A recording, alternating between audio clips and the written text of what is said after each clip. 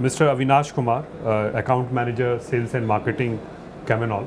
Good afternoon, sir. Very good afternoon to you. Would you talk about your company and what's your plan for India? Certainly.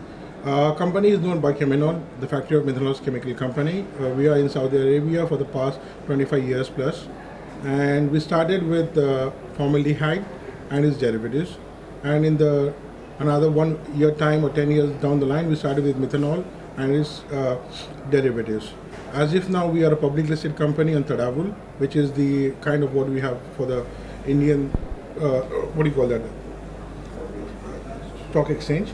And we are fairly doing with methanol production, and we have revamped our methanol production this year. And we do looking for an aggressive kind of acquisition for some of the new companies or the companies which is having a synergy with our products. So we are in talks with companies like Jana, which are into chloralkali, and also with the other group for the sulfuric acid. And looking for the Indian market perspective, I think we are having 40 to 45% market share in India for our products, and DMF is one of our products which goes into the agrochemicals and also for the API industries. So over the past 10-25 years, we've been working with RSG Gosalia, and we have a very good market share for this product. In the COVID situation, our company was able to supply more than the production, and we did fairly well with our sales volume we considered. Any plans of setting up a factory also in India, or are you looking at any acquisition? It's too early for us because it's completely with the board of members to decide about it. But at the moment, when you talk about petrochemicals and the feedstock available, it's easy in Saudi Arabia with the natural gas prices.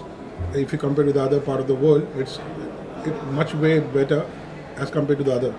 So I don't think we might be jumping into any acquisition or something, but certainly there is things happening. If there is something about specialty chemicals, we might jump into it, and we'll leave it to the management to decide about it.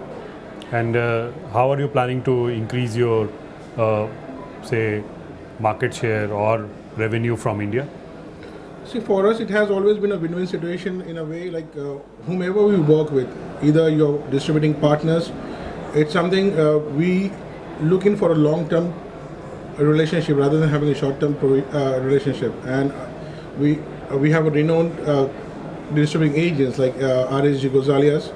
So through them, we are completely doing for us to cater to the markets. It's about the easy availability of the product. So for us, we have the storage tank facilities in Nava Shiva, so that the API industries don't get affected for the critical raw material supplies. So this is what we are planning for. To have another, not to get into any critical raw material supplies, we can go for another storage tank facilities with the help of our distributing partners. And what's the revenue that you are doing presently in the country, and what's your forecast for the next year? For Indian market, we are doing nearly to 50 million USD, and we do want to revamp to produce, but we need to check out how is the demand and supply for the Indian market, because it's a very cost-conscious market, and with today's scenario, with the falling markets, it's very difficult to predict about the near future. And one last question with respect to, are you looking at more partners, or you are